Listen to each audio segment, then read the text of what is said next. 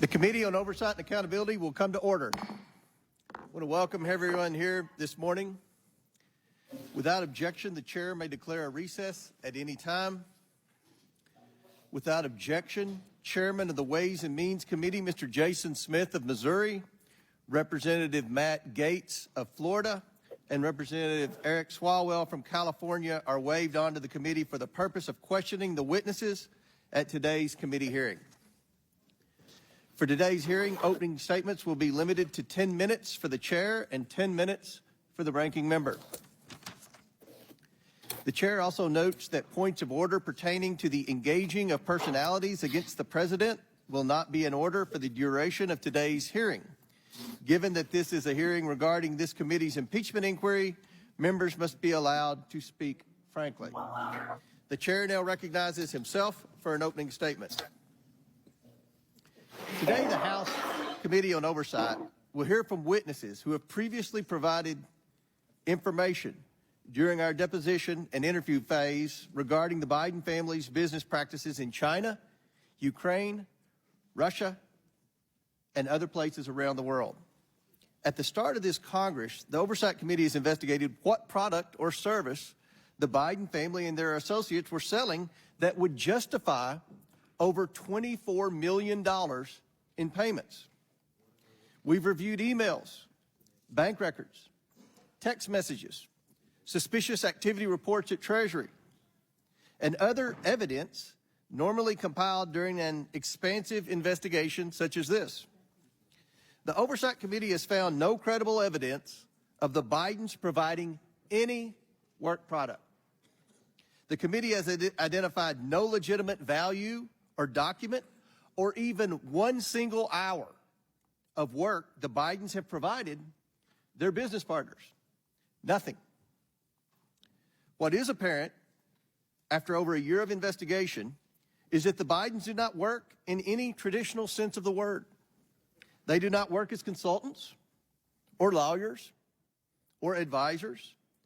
The Bidens don't sell a product or service or a set of skills. The Bidens sell Joe Biden. That is their business.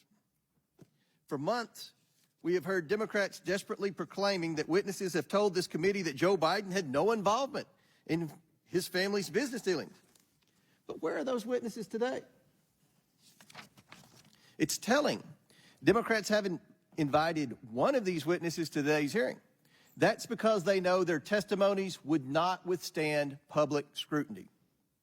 Democrats have relied on these witnesses' opening statements and have willfully turned a blind eye to the facts that have come out in these interviews once the witnesses were questioned about our record of evidence. Democrats now must rely on bringing in a distraction witness to talk about nonsense, and who can't talk about any of the facts brought by today's witnesses who worked with the Bidens. Now, President Biden cannot control his adult son.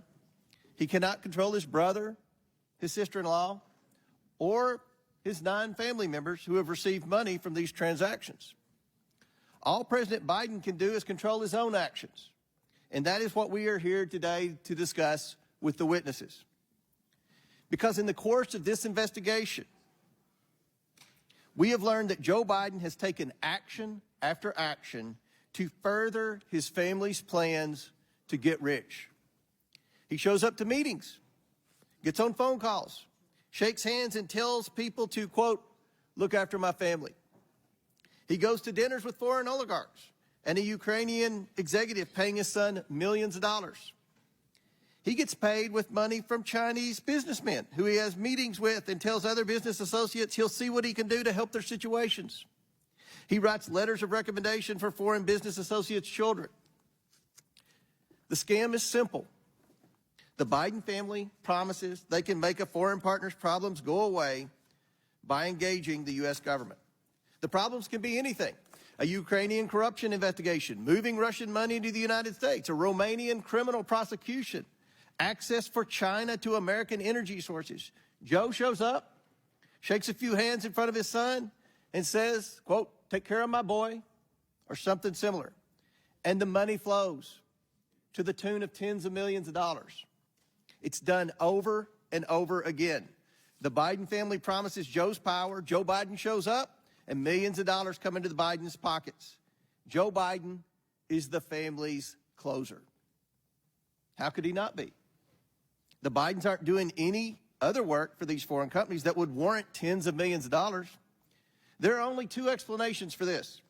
The first is that Joe Biden knows exactly what he's doing and knows a handshake, a wink, and a smile is enough for him to maintain, as Jim Biden famously calls it, plausible deniability. Or Joe Biden is being led around by his family and has no idea who he's meeting with or what message he is sending, and is truly an elderly man with a poor memory. There's no other explanation.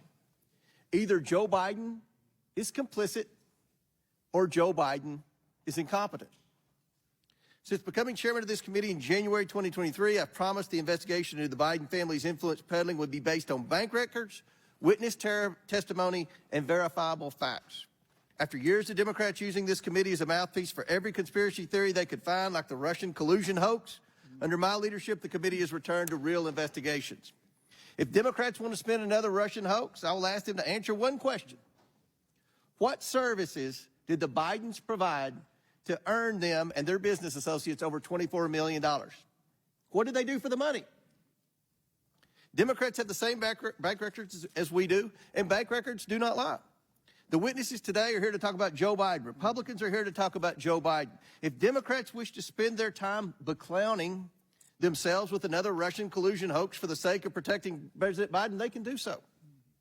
As I said I would, I've invited Hunter Biden here today to sit alongside his business associates and provide his side of the story. Hunter Biden demanded a public hearing. I've given him one. Maybe he will show up. He has said he isn't, but he loves saying one thing and doing another. At some point, Hunter Biden saying one thing and doing another begins to reflect poorly on his ability to tell the truth at all. But this hearing is not about Hunter Biden. This investigation is not about Hunter Biden. It's about Joe Biden and the lies he continues to tell the American people. With that, I yield to Ranking Member Smith, or Chairman Smith. Thank you, Chairman Comer and Ranking Member Raskin. From the beginning of this investigation, we've made clear that we will follow the facts wherever they lead. The facts have led us to two conclusions. One, the Biden family has for years traded on Joe Biden's name in order to rake in millions of dollars, often doing so with his direct knowledge and clear involvement. Two, President Biden has been continually dishonest with the American people about his knowledge of his family's business dealings. We have testimony from multiple witnesses that Joe Biden was the brand. He knew what his son and brother were doing and did nothing to stop it. That alone makes him complicit in a scheme to make money off of his public service. But he was not just complicit. He was, as one of today's witnesses has testified, an enabler of this activity. The evidence of the two IRS whistleblowers who came to the Ways and Means Committee has been affirmed by volumes of material provided to Congress, by the testimony of others, and even by the Department of Justice, who finally brought charges against Hunter Biden that mirror those called for by the IRS investigators. The evidence obtained shows that, one, Joe Biden met with his son's business partners on multiple occasions. He used an alias to exchange dozens of emails with his son's bookkeeper. He took official government action that suspiciously coincided with those meetings and correspondence. The connections between Joe Biden and his son's business practices extended even to the Biden 2020 campaign. At the height of the Democrat primary, Kevin Morris, a Hollywood lawyer who met Hunter Biden at a Joe Biden campaign fundraiser, paid off Hunter Biden's tax liabilities because there was, in his words, quote, risk personally and politically. If that matter was not swept under the rug, investigators that were interested in pursuing a potential criminal campaign violation were told to stand down. The Biden family relied on the Biden brand so much that evidence has revealed that Hunter Biden believed that, quote, all this stuff, meaning his legal troubles, would all go away when his dad became president. Why did he believe that? because for years, the Biden family has personally benefited from Joe Biden's position of power. Joe Biden knew this, he did nothing to stop it, and he lied about it. I yield to Jim Jordan. Chairman Jordan. I thank the gentleman. Who planted the pipe bombs on January 6? Nobody seems to know. Who leaked the Dobbs draft opinion? You know, the leak that led to an assassination attempt on Justice Kavanaugh. How about this one? Who left cocaine at the White House? Biden administration doesn't seem to have time to answer these questions. They're too busy investigating parents at school board meetings, labeling Catholics extremists, retaliating against whistleblowers. They're too busy putting together a sweetheart deal for Hunter Biden, a deal that got laughed out of court. And oh, the guy who put together the deal that got laughed out of court, that's the guy they name special counsel. You know what Democrats do have time for? Going after President Trump. They've been doing it for 8 years. They spied on his campaign. Then it was the Mueller investigation, 19 lawyers, 40 agents, $30 million, and found nothing. Then it was impeachment. Then it was raid his home. Then it was a special counsel. Then it was the 14th Amendment. The party of democracy said, we're going to keep the guy off the ballot who's leading in every single poll.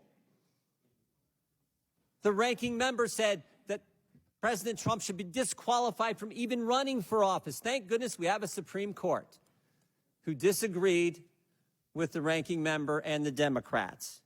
9-0. Not 5-4, not 6-3, not 7-2, not 8-1, 9-0. They disagreed.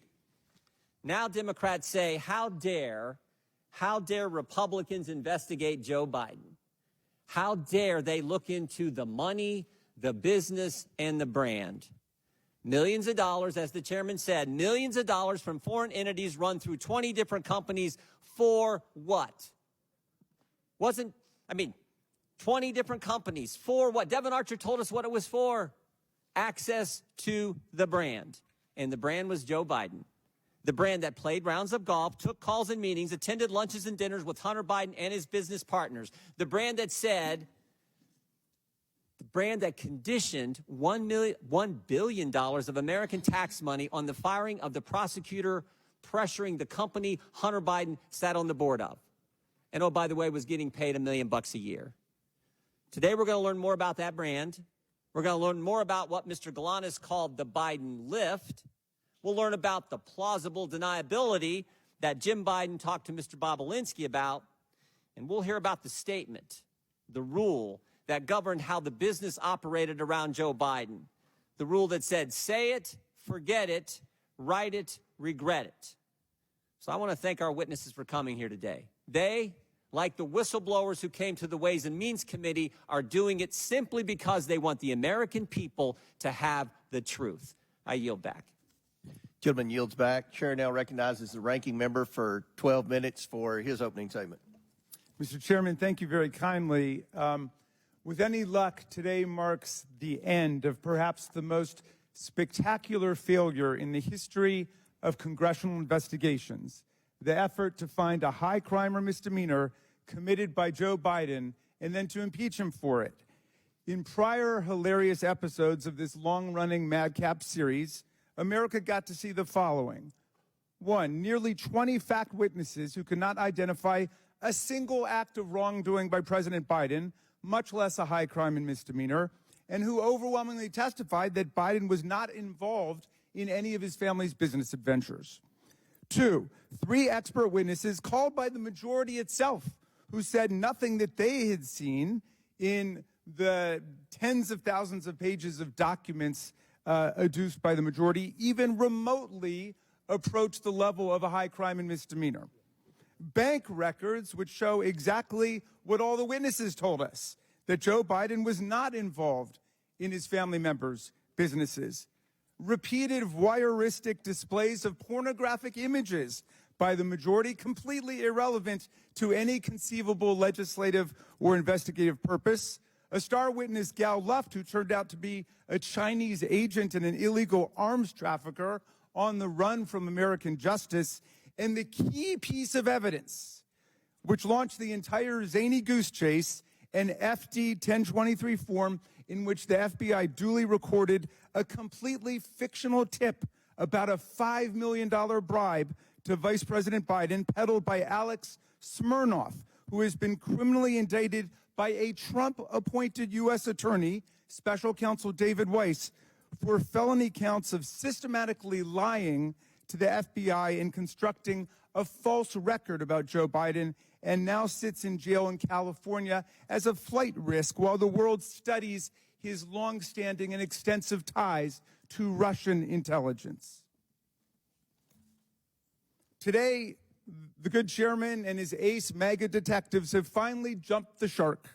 The comedy of errors comes crashing to an end as House Republicans in more than a dozen Biden districts beg for mercy, and the committee throws a flabby Hail Mary pass 3 weeks after the Super Bowl's over. So today, we revisit the fruitless testimony of two more fading star witnesses who have failed to testify to any presidential wrongdoing, much less evidence of high crimes and misdemeanors. Both of the majority witnesses are frustrated would-be business partners of Hunter Biden, who tried to leverage the Biden name, or the Biden brand, as they keep calling it. But they never got any business off the ground for reasons that will become painfully obvious to anyone watching the proceedings today. Even Hunter Biden, laboring at the time under a serious substance abuse addiction, could tell these were not the type of people he should be doing business with. So rather than representing the Biden brand, which was their ardent wish, they now show up today as loyal servants of Trump world, each of them proudly represented by their very own former Trump White House attorney. The first is Mr. Bobulinski, the bitterly disappointed wannabe Hunter business partner whose famously litigious history includes unsuccessfully suing his own dying father's charity for nearly $1 million. And just last month, suing Cassidy Hutchinson for $10 million after she reported that Mr. Bobulinski, wearing a ski mask, met with Mark Meadows, which Ms. Hutchinson is now backed up with actual documentary photographic evidence, something in very short supply in this investigation. Mr. Bobulinski made his hazy allegations against the Bidens public for the first time at a press conference choreographed by the Trump for President campaign, which provided him a venue, a gaggle of journalists, and even a dress shirt that they went out and bought for him to wear to the event. Hours later, Mr. Bobulinski joined the second 2020 presidential debate as Donald Trump's personal guest, where he was seated with Kid Rock and Mark Meadows. The other star witness, Mr. Galanis, who I believe is appearing by Zoom today, is a serial fraudster and convicted con man, a term I would charitably not use on a witness, except it was explicitly bestowed upon him by not one, but two different U.S. federal district court judges, including the one who sentenced him to over 15 years in prison for defrauding union pension funds, a Native American tribe, and scores of innocent investors. Mr. Galanis was sentenced to pay restitution of over $80 million to his victims. That's a lot of money. That's what Donald Trump was sentenced to pay E. Jean Carroll for in that civil litigation. The very first record of Mr. Galanis' claims against the Biden family appeared, check this out, in the clemency petition that he sent from prison to President Trump. But the key point is this. Even if we were to believe every single word offered by these utterly compromised and biased witnesses, Mr. Bobulinski and Mr. Galanis, their allegations don't identify any wrongdoing, much less an impeachable offense by President Biden. With the impeachment bus running on empty, our GO colleagues now are apparently preparing to save face by ending the impeachment farce with criminal referrals. But criminal referrals require evidence of crimes. And the only crimes we have seen are those of the GOP's own star witnesses like Russian asset Alex Smirnoff, Chinese agent Gal Luft, Devin Archer, and Jason Galanis. The minority witness today, our witness, Lev Parnas, casts a piercing light on what's really taking place here. And Mr. Parnas has reason to know. He, too, used to be a mega sycophant peddling lies and disinformation to smear Joe Biden. Today, he joins a long line of self-exiles from Trump world who could no longer stomach all the corruption and deceit. People like Cassidy Hutchinson, people like Michael Cohen, Sarah Matthews, Alyssa Griffin, General James Mattis, the chair of the Joint Chiefs of Staff, Mark Milley, General John Kelly, and now Vice President Mike Pence, who refuses to endorse for president the man he served with. But we do have loyal sycophants still in the room, and one day I look forward to hearing their testimony about how they got sunk into this religious cult. Mr. Parnas wrote Chairman Comer and me a remarkable letter on July 23rd, 2023. This is the first time I'm meeting him today. He was Rudy Giuliani's right-hand man, his globe-trotting business partner and language interpreter in the mission to manufacture Ukraine and Burisma-related dirt and smears against Joe Biden in 2018 and 2019. He spent all of his time traveling around the world trying to stage evidence against Joe Biden. In his letter, Parnas explains that the desperate search to find evidence of any kind of Biden corruption was a complete and total bust because there was no evidence to find. He wrote to tell us that not only is there no evidence in Ukraine that Joe Biden did anything improper, but more darkly, the manic search for a smoking gun against Biden became a mission to invent and concoct evidence out of thin air with the active help of Russian intelligence assets and agents. A man, I'm getting to Russia. You haven't heard anything yet, Mr. Chairman. A man who has reckoned with his own moral descent into Trump world. Lev Parnas is ashamed of what he did to serve the interests of Russian propaganda and Putin's lies. And he wants America to know the truth. He can explain how the Russian-stimulated conspiracy theories and lies that he promoted with Rudy Giuliani live on in the tiresome fabrication spread by Alex Smirnoff and now repeated by this committee like Pavlov's dog.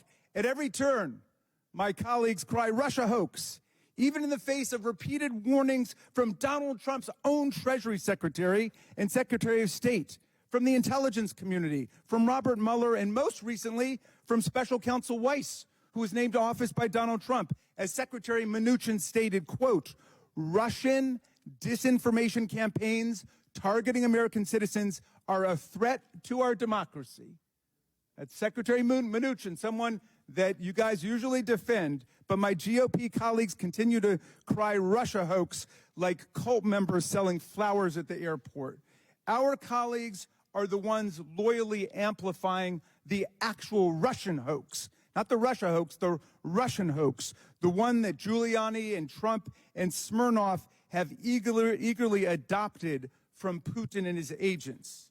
They participate in this hoax while they shamefully block $60 billion in military assistance to President Zelensky and the besieged Ukrainian people, 5 years after Trump and Giuliani tried to shake President Zelensky down for counterfeit dirt on Joe Biden. And while they continue to parrot these transparent Russian lies, Vladimir Putin wages his bloody aggressive war on Ukraine filled with atrocities like the mass kidnapping of children and the rape and slaughter of civilians. The MAGA right's wholesale adoption of this Russian hoax and their sellout of the Ukrainian people by the MAGA right is an historic betrayal of democracy, freedom, and the rule of law. But the defense of democracy begins with fidelity to the truth and the oversight Democrats, America's truth squad against this disinformation, is here today to set the record straight.